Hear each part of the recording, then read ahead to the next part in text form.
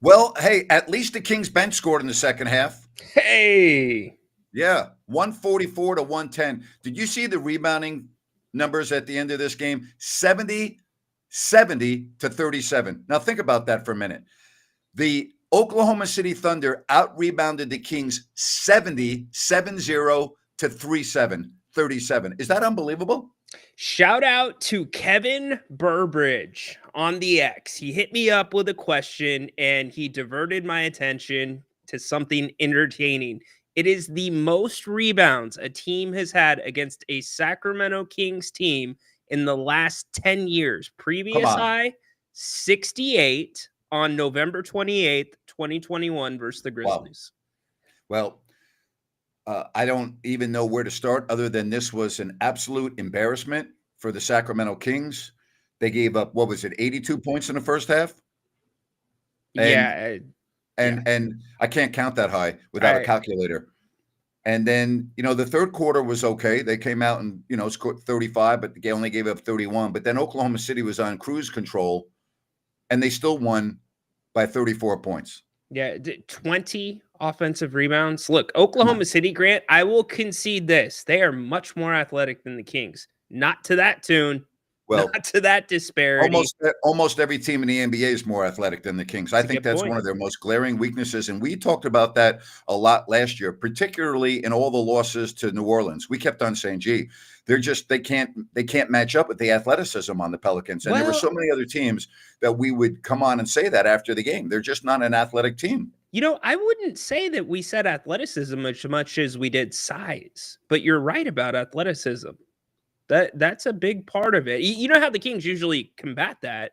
Fundamentals. It's the Demonis formula. It's Yeah. you're bigger than me, you're more athletic, I'm going to be more fundamental. And so when the Kings are physical and they do that, they have success. Tonight was not that night. Let me give you this, Grant. The Kings were only down 11 with 9:51 left in the second quarter. Down 11, they had a decent first quarter, 36-31 at the end of that.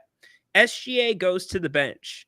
The Thunder go 4 for 6 while he's on the bench. The Kings turn it over twice, only get 2 buckets. Lead goes to 53-39. Game's done from there. Wow. Done. Cooked. Well done. Wow. That's well done is right. First of all, let's give some credit to Oklahoma City. They're really, really, really good. They're much better than Sacramento. But the Kings are now 1-4 on this road trip with Minnesota up next, who, by the way, they're losing at home right now with 50 seconds left to Washington, 103 to 100. We'll keep an eye on that. Again, you don't want to play Minnesota after a loss to Washington. No, you do If not. that, I'm almost rooting for Minnesota to come back and win this game. Completely agree with you. The Lakers playing the Knicks well on the road as Yep. well, if you're paying attention to that. Look, this is why Philly, Grant, was so important. Yes, that's correct. Because even if you came home 2-4, which is still possible but unlikely, okay, you made a good point. Come home at least at over 500. Well, now you might be coming home a game under 500 because right now you are 500. That's right. Spot on, my friend. If you would like to call, we definitely want to hear from you. So just hit the link that's in the chat. We'll get you on the air. Also, we'll get to your chats as well as we can. Usually they go really fast. Super chats get priority because they pop up on our screen. But we appreciate everybody being here. You ready to take some calls? I'm ready because I don't really have anything else to say. So let the fans speak. I think that's the right thing to do. SE, what's going on tonight? Hey Ryan, how's it going? Hey Grant. I basically see there's been a lot of talk about whether Fox moves on or not.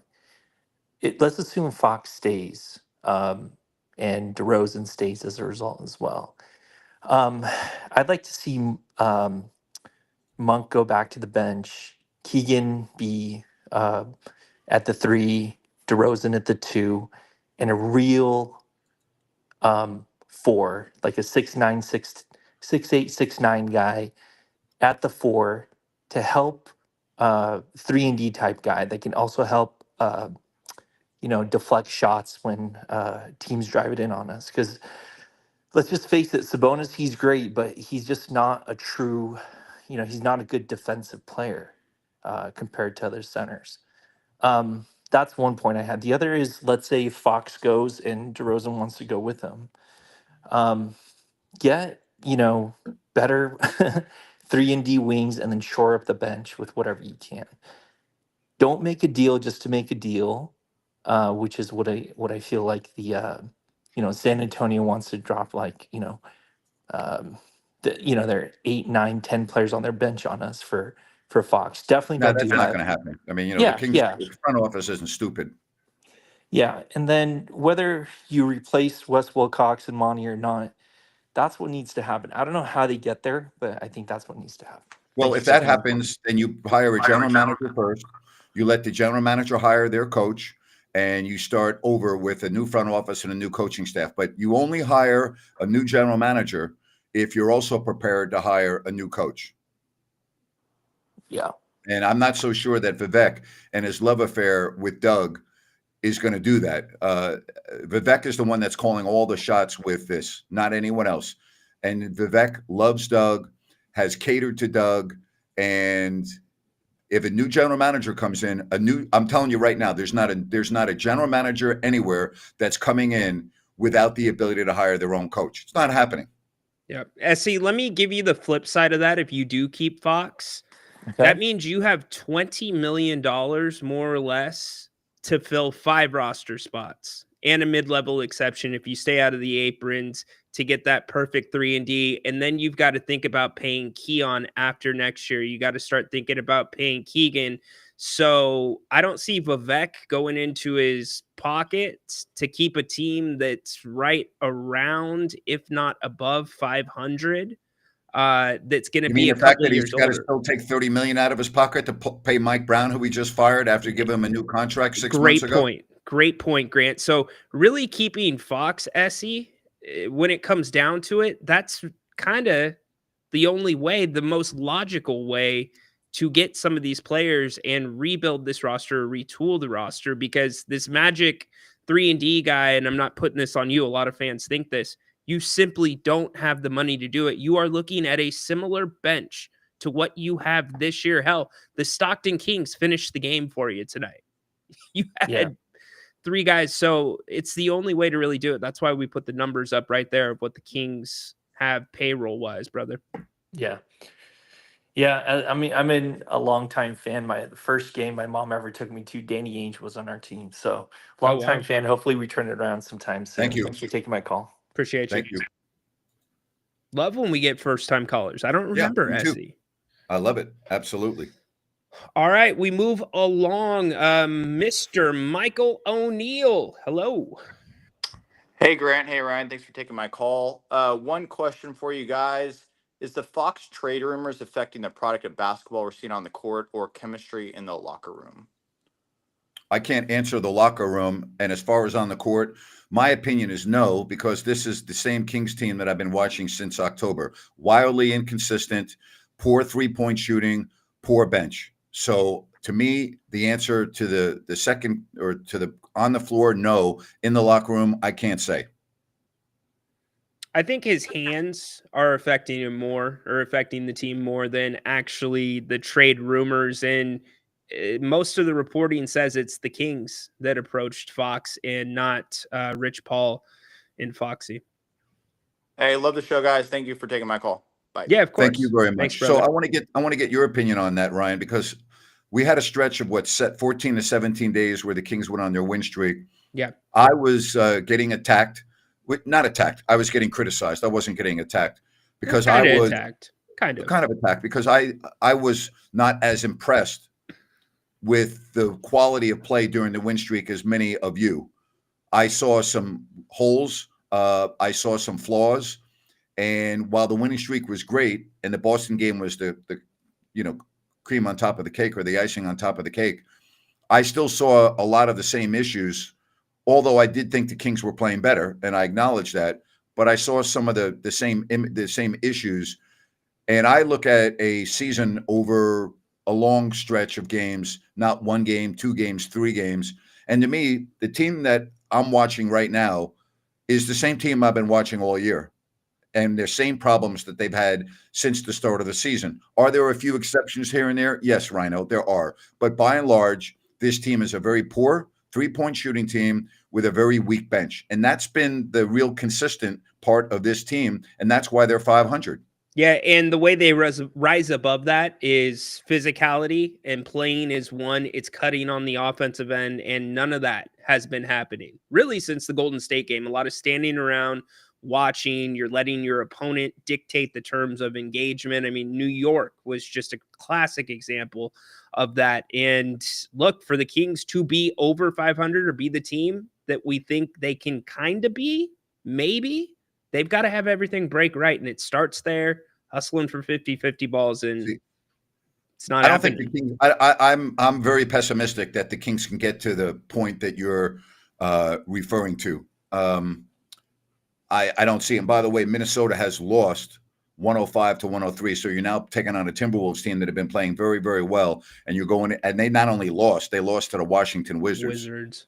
What did they have? That. Well, they were 1-16 on the road when they came to Sacramento. Yeah. Think about that for a minute. They just lost to a 6-win team, 6-41. That's the NBA for you, boy. You got to be ready to play. It's just like when the Kings go home to play Orlando, their entire team is hurt, but they still have guys that want to be NBA players.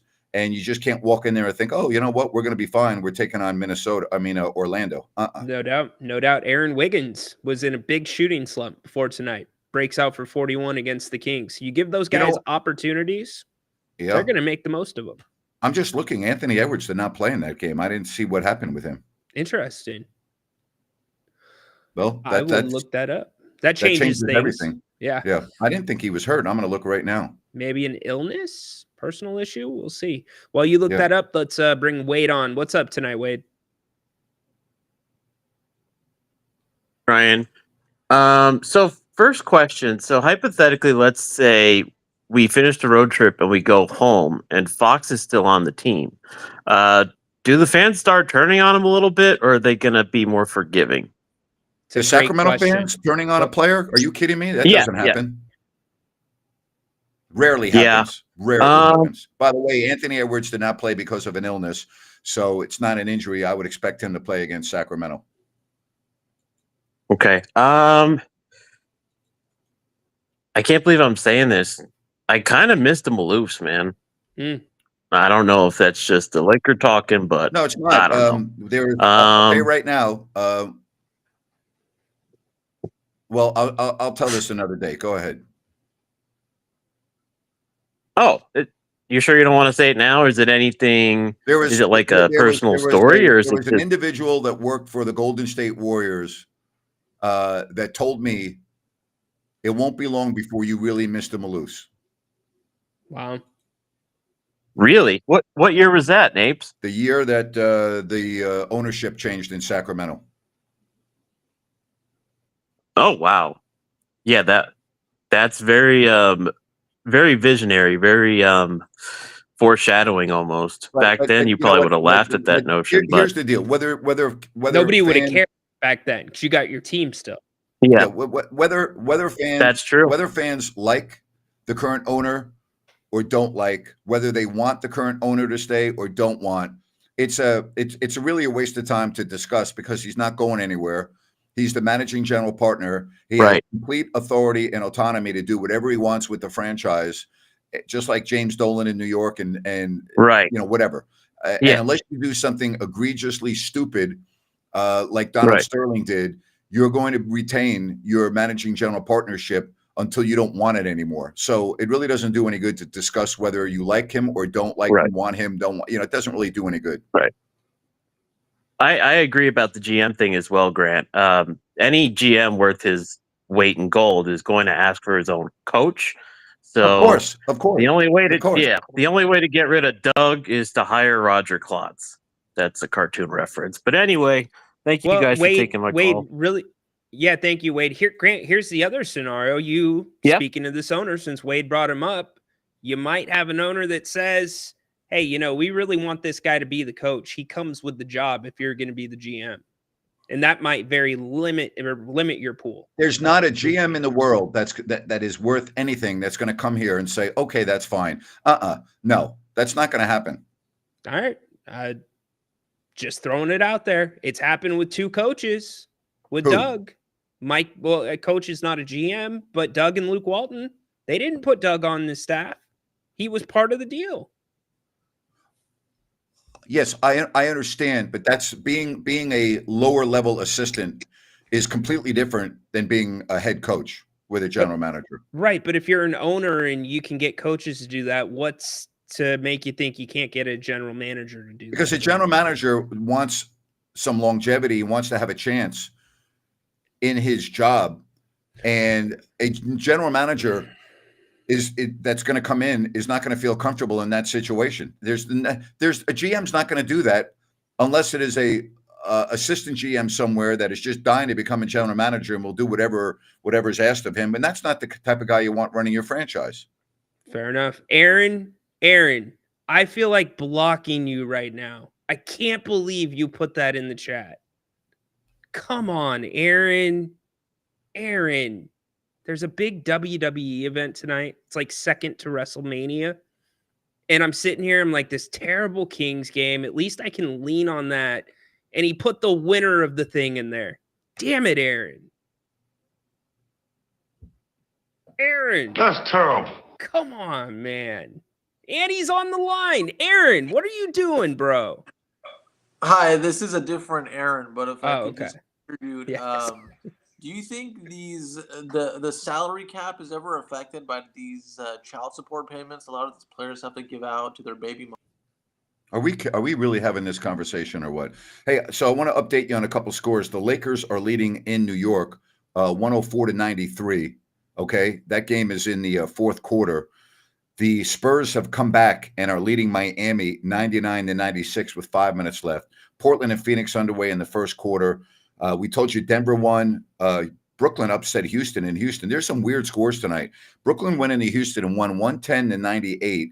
And Washington beat Minnesota 105-103. No Anthony Edwards, but still, Minnesota should not be losing at home without Anthony Edwards to a team like Washington. Wasn't Houston coming off an East Coast trip? Yeah. That might have been their first game back. Yep. Speaking, so really quick, let's readdress this really quick. She said Sacramento never turns on fans or turns on players. Rarely. Fox got lightly booed. I talked to Michelle Dapper about it. She was at the game after the Brown firing. And so I don't think it happens for this reason. The reporting's pretty consistent that this was the Kings that approached Fox, and it was simply Rich Paul coming and saying, well, it's probably a good idea to move on from our client, which is controlling the narrative, as you expect. So I expect Sacramento fans to be a little bit more sympathetic to Fox. Let me ask you this. Have you heard De'Aaron Fox once come out and say, I don't want to be traded? I have not. In fact, you've heard the opposite. I expect it. But basically, I'm paraphrasing. I've seen other crazier things happen, is basically. Have you heard De'Aaron Fox say, I want to stay in Sacramento lately? He is not. He did say he had a preferred destination. Okay. So he has not said, I don't want to be traded. He has not said, I want to stay in Sacramento. So, I'm sorry. I don't believe what I'm hearing. I don't. All right. Fair enough. Jeff, our guy from Texas. Looking forward to talking to him. What's up, Jeff? What's up, y'all? How y'all doing? Good. How are you? Can you hear me? Yep, okay? hear you good. Go ahead. I'm all right. That was a tough game. I'm actually surprised how many points we were able to score with the bench playing like it is. I just hope it sounds like they got a safe flight to Minnesota because I feel like they left before the game even started. Mm-hmm. We need some help, and right when you see a bright spot, just all the flaws come bubbling to the top again. It's frustrating, but you know what? The most consistent franchise in the last 2 decades. So keep watching and keep praying. Thank guys. You. Johnny said he did say he wanted to remain in Sacramento. When, Johnny? I've heard him say he wanted to remain in Sacramento, but I haven't heard that recently. Yeah, I've not heard it over the last few days of this road trip. No. I haven't heard it in weeks. The Vivek thing going to OKC, that was not true. That was not true. Correct. That was an incorrect report. Which is good because he shouldn't have done that. Yeah, because what would you be doing that for? That would have sent sent time. Right, exactly. And then did you see the report that Mike Brown possibly blocked a John Collins trade before the season because he felt he was I a did low see that. IQ player?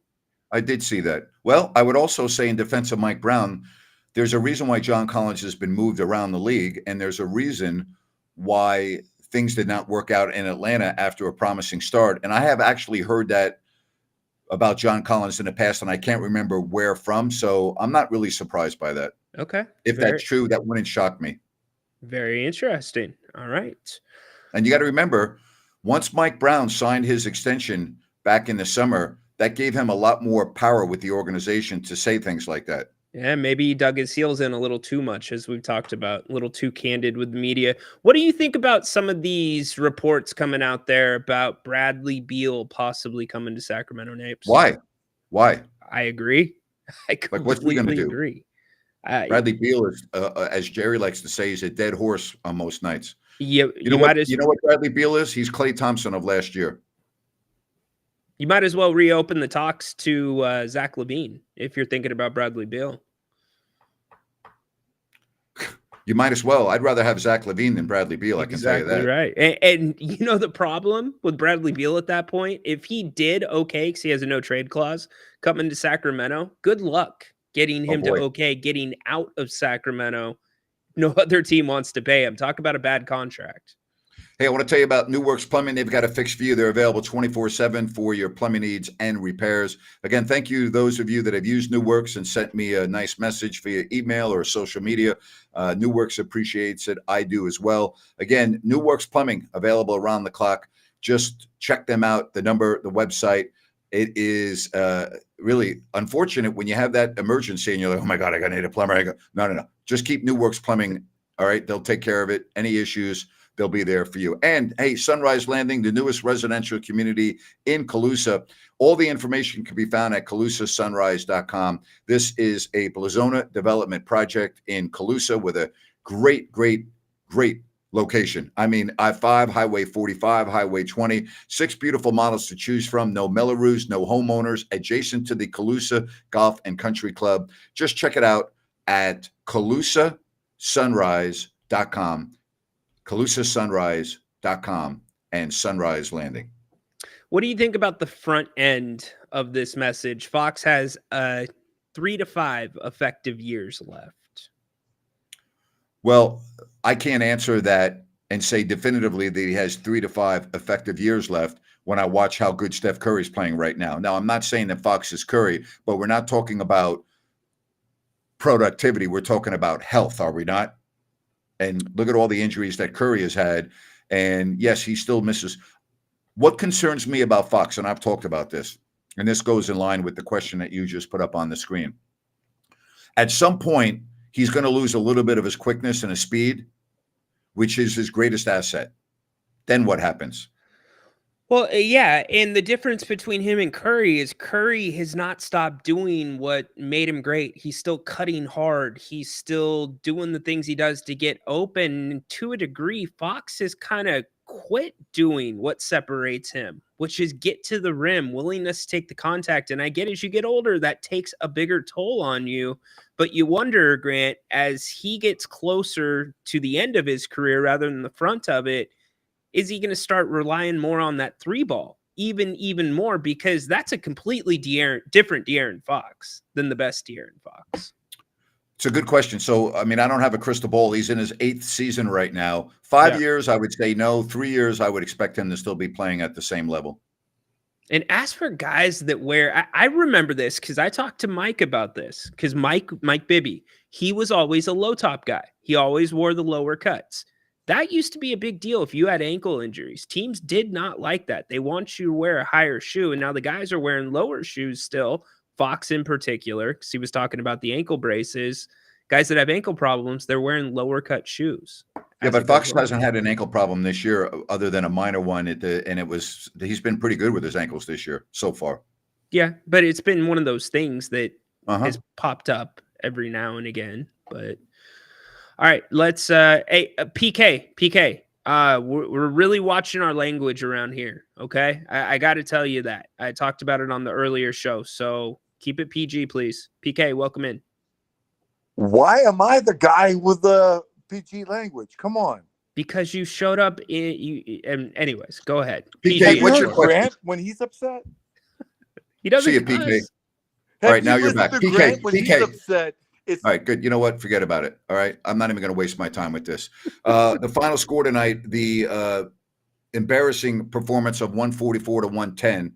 All right. Oklahoma City 144 and Sacramento 110. Men against boys, and the rebounding numbers 70 to 37. 70 to 37. Kings can't throw a pea in the Pacific from beyond the arc. Keon Ellis struggling shooting the ball as well. You got to worry about that. Keegan Murray trying to break out, not happening. What's funny is the turnovers did not look bad for a while in this one for the Kings. Well, they were still pretty good for the whole game. Yeah, it's crazy. That wasn't the issue. Can we please not get overpaid guards like Beal, Levine, Van Vliet? I'd rather bring in win now and bench 3-and-D wings. Let the chips fall where they may. Well, I'm with you on that. I don't want Bradley Beal. I don't want Zach Levine. I think that's a Band-Aid. That doesn't help you. I think in a way it makes your team worse. You know what? You just said it perfectly. It's a Band-Aid. It's right. A false fix. 100%. One thing, so why would people want that? You don't. One thing that Monty McNair has been really good about, we talked about it on the pregame show, is he's been good about not bringing on bad contracts. He's kept the books fairly fluid, where if something's not working, you can change, or you have assets that are movable, and that changes if you bring a Beal in. Van Vliet, maybe not as much because he expires after next year. But Levine, same story. And then the whole CBA, Grant, we don't know what Fox is going to be worth. I keep getting the question, do you have an idea of what you think Fox is worth on this market? No, I don't. I don't know what he's worth. He's worth what someone's willing to pay him. I guarantee you this, if San Antonio works out a deal for him, he's going to make more money. Yeah, you got to at that point. And that's right. How you extract the leverage. We talked about it. If you think that player is going to re-sign with you, then you can twist their arm a little bit more. This team is not I don't think the Kings are a quick fix away from jumping way up in the standings. That's my opinion. No. But I don't think they're as far off as they look tonight either. Well, no, they're not. They're not 30 plus points off. I've said this the last couple of weeks. I don't think the Kings were as bad as they looked before they fired Mike Brown, and I don't think the Kings are as good as they looked during that stretch when Doug took over for a couple of weeks. I think they're somewhere in the middle. You know, it'll be interesting to see. I don't know if ESPN's going to have it updated already, but I wonder where their net rating's going to be at after tonight. It is updated. So 24 1.2. 1.2. For me, that's when I'm going to start kind of hitting the panic button a little bit, is when it goes red. Because all season, it has not gone red. Well, it might be going red after the next game. Although, you know, so right now it's 1.2. Minnesota, by the way, is 3.1 in a positive, even though they lost tonight. And Minnesota with the loss now is 27-22. So this is another big game because you also, I believe you've lost to Minnesota twice already, haven't you? Yes, you've lost to Minnesota twice. So we talk about tiebreakers, right? Yep, it's a great point. Los Angeles, they're 27-19 and negative 0.5. Phoenix, 25-22, negative 0.4. Really interesting. And how about the Lakers? They're in New York right now, and they're beating the Knicks with 5 minutes left by 7. Not that game's over, but the Knicks have been playing as well as anybody the last 2 weeks. And no Anthony Davis. I know. Yeah. Really quick, we have not been on. I want to get your take. I'm going to put this up. Domantas Sabonis, not an all-star. Thoughts, Nate? It's a disgrace. It's a disgrace. It's an absolute disgrace. There's just no other way to say it. Look at the rebounds. Look at the assist. Look at the field goal percentage. Look at the three-point percentage. I mean, it's a joke. It's an absolute joke. There's just no other way to say it. Is it snub and a joke on Sacramento, or is it a joke of a process? Well, I will say this. I personally, and I have no way of proving this, And you might say, well, what about last year, Grant? Well, I think this year Sabonis deserves to be on the All-Star team even more than last year. Agree. I think it's the coaches who vote for the reserves. It's their way of giving the middle finger to Vivek for firing a guy that is extremely popular in the NBA coaching fraternity and Mike Brown and giving the job to a guy that was fourth on the bench. That's what I think. I think it's a big FU to the Kings. That's my opinion. That's part of it. It's very interesting. Very interesting. Could Hey, definitely if you don't see think that the coaching fraternity in the NBA is close-knit, you are absolutely wrong. I know many current coaches, many current and many former, okay, and I've talked to privately, and there was outrage over what the Kings did to Mike Brown. And this might be the coach's ways of saying to Vivek, screw you. Now, that's not fair to DeMontis. Yeah, how does it affect Vivek? It's not fair to Domas, but I'm just telling you, I know how the coaching fraternity works. Okay, so let's assume that's not part of it. What about the team aspect of the individual awards now becoming too big of a part? Okay, yes, because the All-Star game is not a team achievement award, it's an individual achievement award.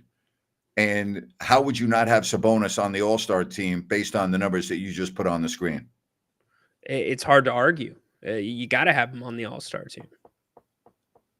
So, and if I'm Domas and someone gets hurt and I get added, I'm going to tell them, I'm sorry, I already have my plans, I'm leaving. By the way, the Lakers now are up 116-104 at the Garden with 4.5 left. How about that? Incredible. Have you seen the break the Kings have? They don't play again until Friday after the All-Star break. So even if Domas went to the All-Star game, you still have 4 days off from a game. No, I'm telling you what I would do, not what he should do. Fair enough. Ryan, how much of an issue is it for Monty getting trades done when you're the lowly Kings? Do other teams think that they can always take advantage of the Kings? Napes, what do you think? I don't buy that. I don't think that teams think they can take advantage of the Kings. I mean, Monty's done pretty well in this department, right? I mean, the Halliburton, Buddy Hield trade, that's a major trade, right? I mean, I don't think you're going to pull the wool over his eyes. Yeah, but again, I keep on talking about the dynamic here. The dynamic here is your owner. Right. But at the same time, it's also basic supply and demand. If another team out there knows that you're struggling and you need to make a change, they can twist your arm and get you to pay a little bit more. But the Kings don't need to make a change. The Kings can wait until the summer to do all of this. They don't have to make a deal now. I disagree. They don't have to trade Fox now. I think they need to do something. Well, okay. Yes, but they don't have to trade Fox now. Yeah. Here's what their assets look like, by the way. This trade deadline, it's what you got on the books. It's the first round owed. Grant and I are blocking those. So why don't we go to this so you can see everything? The apron rules, the Kings are currently not set to be in the luxury tax after the or any of the aprons or luxury tax after the trade deadline, meaning they will get a pro rata portion of the tax, as all teams do that aren't. And there's your expiring contracts right there. Trey Lyles, Alex Lynn, Jordan McLaughlin, Doug McDermott, and add Jay Crowder on there. But this is interesting. He's not eligible. There's certain things that don't go towards the cap that do. Grant, you always say that teams have a guy that just specializes in this. Oh, yeah. They have more than one, but they do. They absolutely do. They have a capologist. Absolutely. And one of the first things you do also as a general manager, when you are thinking about a trade, you call up the league and go, does this work?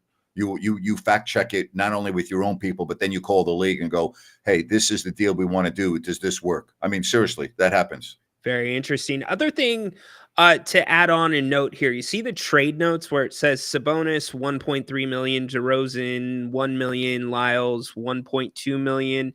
Have unlikely bonuses that count toward the apron. There's also other players in their contracts, Grant, that if they're traded, a portion of their contract, it goes up by a percentage. So there's these little things like, and I guess I would defer to you. Are there even more little things that some of us as fans don't think about that can be in these contracts that complicate deals? My opinion over the years of doing decades of shows is the vast majority of fans don't care about the salary cap because they can't understand it, and they go by what they see on the floor, and the business part of it is not something that they really get into because it's too difficult to understand. I've always felt that the NBA salary cap would be like trying to get a medical degree in doing brain surgery. All right. It's even the people that work in the front offices don't understand the salary cap. And I really mean that. There are a lot of high level executives that don't even, they're like, it's too damn difficult to understand. And I really believe this. You may be different than I, but I believe that the vast majority of fans don't give a damn about the salary cap, don't think about the salary cap, don't care how much a player is making. They care about whether their team is winning on a consistent basis or not. That's what they care about.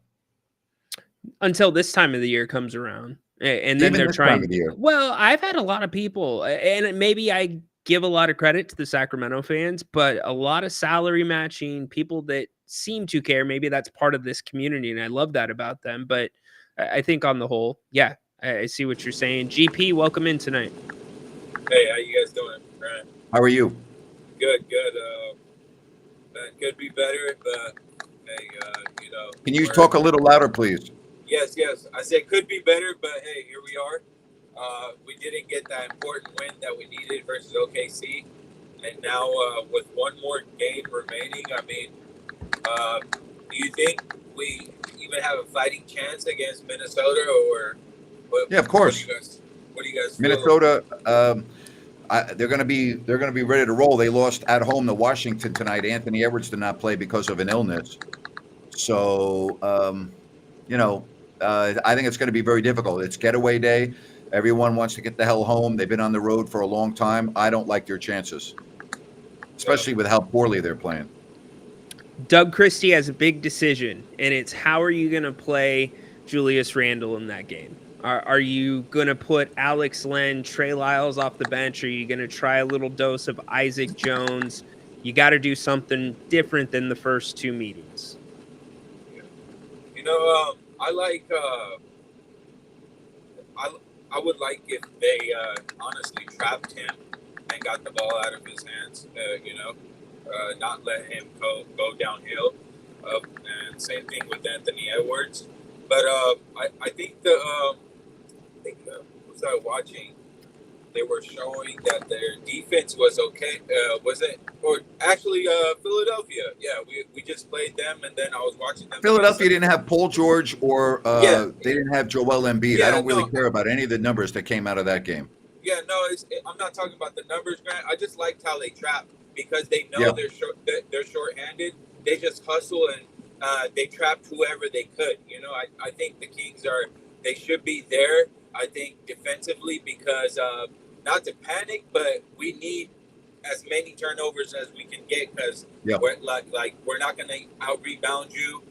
We're not going to at this point outscore you. So we need to turn you over. So I think with Keon on the floor, they need to, and Monk, they need to trap a little bit more and a little bit smarter. Thank you. Yeah. Appreciate We're going to let you go GP. because it's hard to hear you. We can hear you a little bit, but thank you. Keon Ellis has not had a good road trip. No, he has not played well at all. And I don't disagree completely with GP, but you got to be really careful with undermanned teams and trapping when you shouldn't, because that's how other guys got involved for Philly. They got comfortable. They got feeling good and in the flow of the game. When the Kings were playing well, when Doug first took over, it's when you had, and I think GP hit the nail on the head, the right combinations doing the trapping. The one thing, Grant, that the Kings have had really good success with against Minnesota, dating back to last season, is the zone defense. So I'll be interested to see how much that plays into the next game. Let's kick it really quick to Andy. Andy, you're on with Grant and Ryno. Oh, I appreciate you guys letting me on for the last one. I thought I might have been too late. No, we haven't even got to a rant. You're good. Oh, Yeah. okay, for sure. All right. Yeah, so I was just wondering, clearly the team has a lot of flaws, the bench, the size, the athleticism, all the things that we talk about. I'm just wondering why, excluding the Fox potential trade, why hasn't the front office I feel like it's died down everywhere with to upgrade the roster in any sense, like a Herder Lyles deal, an Alex Len Herder deal, second round pick deal. Like it seems like they're not trying to retool at all, and I'm wondering if you guys think they're just standing pat until the Fox situation clears up, or maybe they're planning on trading him. But that deadline is Thursday, and I would hate for the Kings to not trade Fox but also not make any other moves as well. Let me. Uh, Oh, go ahead. I want to get to this real quick. Hang on, both of you. Thank you for the help on the chat line. Julius Randle will not play in the game. And here's something that's very important. Naz Reid left the game tonight, okay? Left the game with a right finger sprain. So he may not be able to play. If you don't have Julius Randle and Naz Reid, you better go in there and win that game if you're Sacramento. You better But be go ahead. feeding I'm sorry. Sabonis. You better be feeding Sabonis. Look, I'm going to give the Kings a tiny bit of a pass because it's something that I talked about dating back to last summer. It's the new CBA. This is the first trade deadline with the new CBA in place. And CBS Sports had a really good article about it. I'm just going to read a quick sentence. It says, the landscape of the NBA has shifted so much that old business as usual won't be usual or similar anymore. And that's in that many players, Fox notwithstanding, haven't come to terms with the new reality. Sam Quinn pointed out last summer that this was coming. Just talking about how teams are being incredibly cautious because of the aprons and trying to get a read on what the market is going to look like. Nobody has any idea what the market's going to look like because really they set the market. The trades set the market. So if guys are going for small, like really all intents and purposes, that's what happened in free agency. A couple guys got paid. Most people didn't. It changes what the values are at the deadline. This is our first one. So I think that plays into it. Yeah. Also, I was wondering if you guys are the Spurs, and a deal's on the table. Are you trading Stephon Castle? Because I honestly, as all the reports are coming out, that's who the Kings want. And I'm completely on board with that because I think he's a really, really good young player with a lot of potential. But if I'm the Spurs, he aligns with Wemby's timeline a lot more than Fox does. And I don't know if I'm willing to give him up in a Fox deal. They're not as of right now. That seems to be a little bit of a sticking point. And there's some other wild stuff out there, like the Kings want Popovich. Did you hear that, Grant? No. I don't pay attention to 99% of the stuff on the internet as it pertains to trades because 99% of the time it doesn't happen. Yeah, but Andy, The trades that happens are the ones you never hear about. Again, when the Kings traded Halliburton and Hield for Sabonis, no one was talking about that. No one. All these trade rumors are from agents. Yeah, Andy, you're right. They shouldn't give up in Castle. I would agree with you 100%. Do you agree with that, Grant? Would you give up on Castle? I wouldn't. Yeah. Exactly right. So, hey, Andy. Yeah. Go ahead. I was just going to say one more thing. Are you guys still leaning more towards that they do get a deal done or they're waiting till the offseason for Fox? I think they're going to get a deal done. I'm still leaning off season. Okay. Well, good to know. It should be an interesting couple days then. Hopefully we get the win in Minnesota. That'll be good for us. Well, it won't be bad. I know that. I don't know how. I mean, that's for sure. If you don't have Julius Randle and you don't have Naz Reid, and they won't have Randle. I already know that he's got a groin issue. But Naz Reid hurt his finger tonight. We'll see exactly where that is for the next game. I don't know. But here's what I do know. It is time for a rant with Grant. It is brought to you by EDH Motors.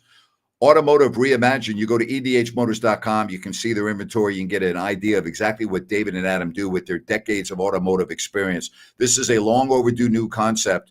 There is no reason to be going to a dealership anymore. You just go to edhmotors.com. And if you don't see what you're looking for, don't worry about it. David and Adam will get exactly what you need. And I actually had a listener reach out to me via Instagram yesterday wanting more information on EDH Motors, and I gave it to them, and they're very appreciative, and they're doing business with them. And I'm like, I love to hear that. Again, you don't have to go to a dealership. Everything is done completely differently. You'll take delivery at the Auto Lounge in El Dorado Hills Town Center. It's awesome. Go to edhmotors.com and get more information on EDH Motors Automotive Reimagine. There's a big fallacy going on right now with Kings fans that all of a sudden, before Thursday, there's magic wand is going to appear over Golden One Center, and the Sacramento Kings are going to go from a 500 team that can't shoot, can't defend enough, has no bench, and all of a sudden, because of this magical trade deadline, things are going to change. Jerry Reynolds said it best right after Mike Brown was fired. He said, interim coaches normally come in and give the team a lift, and then after a period of time, everything goes back to where it was. Well, that's the Sacramento Kings right now. They are right back to where they were. Inconsistent, poor shooting, no bench. Like, that's not going to change at the trade deadline. It's not going to change unless we're talking about something really unforeseen and unexpected. The Kings are who they are. They're 24-24, and they're probably going to end up the season right around 41-41. Is that going to be good enough to get into the play-in tournament? Maybe it is, maybe it isn't. But remember the goal for the Sacramento Kings and what the expectations were back in October. Play-in tournament? No. Top 8. This team did not make the playoffs last year. And quite frankly, I don't think they're going to make the playoffs this year. I just don't. I don't see it. With Fox or without Fox, I don't see them making the playoffs. They're soft. They get pushed around. They got out-rebounded tonight, 70-37. The Knicks pushed them around like they were rag dolls. It's just not a good team. They are who they are. They're a 500 team. And if you're expecting all of a sudden a magical thing to appear on Thursday or Wednesday or Tuesday or Monday, you're fooling yourselves. Not going to happen, folks. As they say, wait till next year. And that's my rant for tonight. Now, if you want to crown them, then crown their ass. But they are who we thought they were, and we let them off the hook. I think that's an A, since I summarized your rants in sound drops. I think people have a very false sense of security with the trade deadline. Right? Like Monty McNair is going to be able to make all these moves to completely change the team, Brian? Come on. I don't think... See, that's where I'm torn, Grant. I go back to the positive net rating. It's not that they're going to change. It's that they're underachieving. And it's... Well, their net rating basically is around a 500 team. Correct. And So, around a that's what I 500 said. team might get you into the play-in this year. Okay, but the play-in doesn't mean anything. The play-in only gives you a right to be one of the top 8 teams. If you don't win the play-in, you're right back to where you were last year, and that's a failure. Okay, but I think after Mike Brown was fired, I think anybody would take this chance where the Kings are at, 'cause they basically got a reset button with that win streak. It's fool's gold, Ryan. It's fool's gold. That's what it is. Yeah, it very well could be. Absolutely. I'm not disagreeing with you there. It's just, it feels like it's not done. I'm not ready to hop on board with you. Not saying that you're wrong. You're probably right. You've been calling it all season. But I just feel like there's something there. Just a little something. This team's not very good. They have a brutal schedule coming up, and they're gonna lose a lot of games, in my opinion. And I think they're going to be very challenged to go 41-41. I actually think they'll be lucky to get 40 wins. Well, let's do what we usually do. Let's take a look at it. Let's pull the old schedule out of our pocket, Napes. The Kings right now, they lost, obviously. That's not updated. Minnesota, we've talked about. Orlando at home, 1-day rest off of the East Coast road trip. They'll beat Orlando. You're at Portland. They'll lose to Portland. Home New Orleans. And DeJounte Murray just tore his Achilles, reportedly.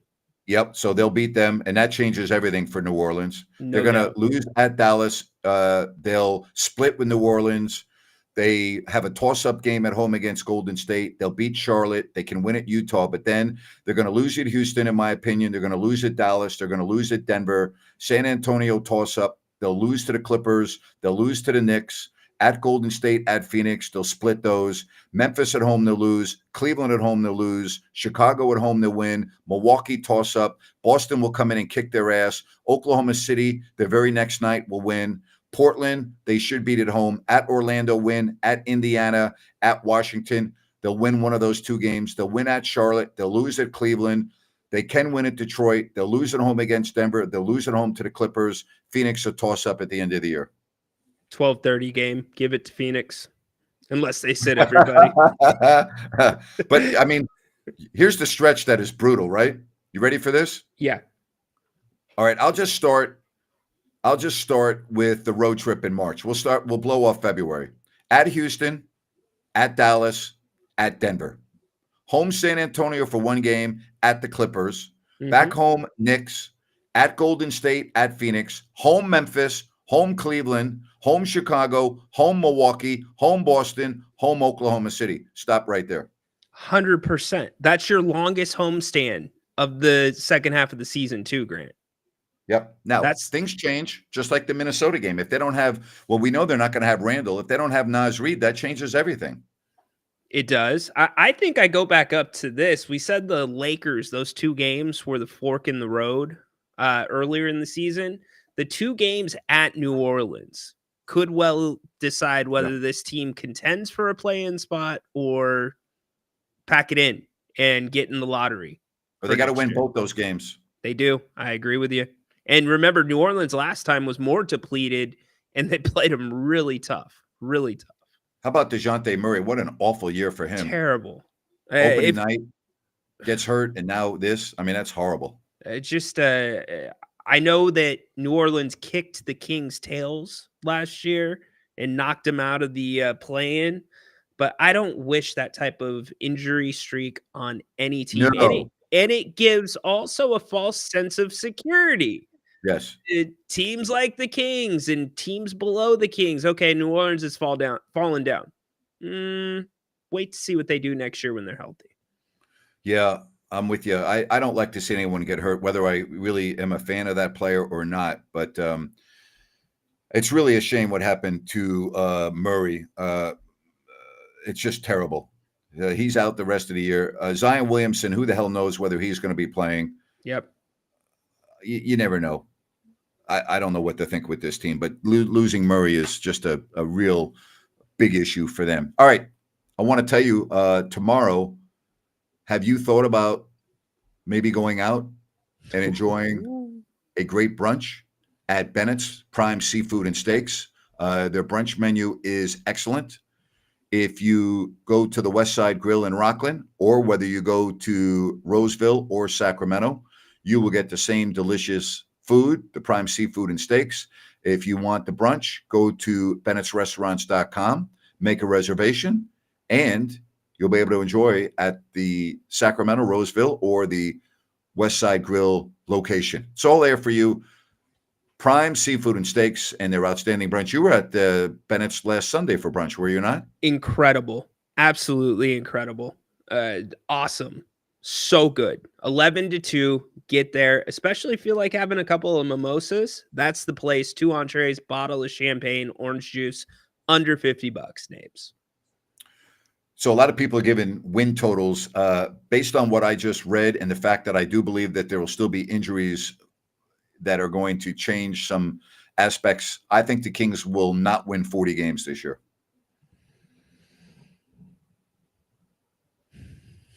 Right now, they're 24-24.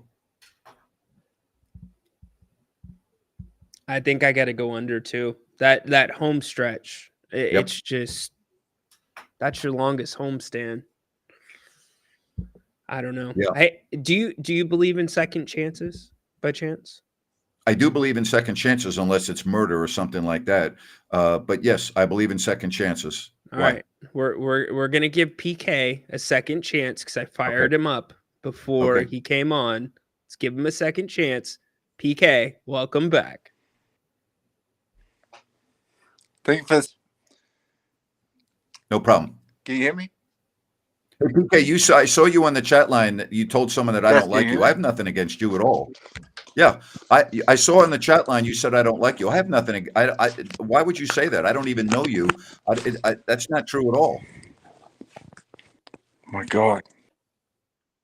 Hello, PK. Poor PK. See, we gave him plenty. I don't know what I he couldn't hear us. I guess he PK, we couldn't hear tried to us. get you on, but you weren't talking to us. Yeah, I think he had the tech issue. You could tell he's like, oh my okay. gosh. Yeah. So he'll take solace in the fact that he realizes that you don't have a problem with him.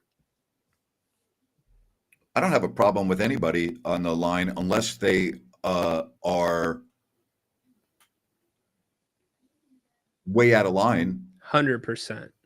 And if they're out of line, then I remove them from the channel. You get blocked. I don't block you for disagreeing with me.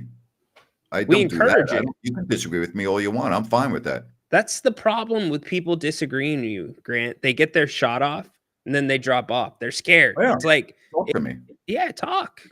It's good. We like it. Makes for good shows. Yeah. My guy Dirk, who is a great caller here on the channel, said Pelicans tickets as low as $3. $3. Oh, you know what? I'm surprised they're not paying people to go to the games. That's the worst basketball city in America. It's horrible. No one cares about basketball there. It's all football. Football.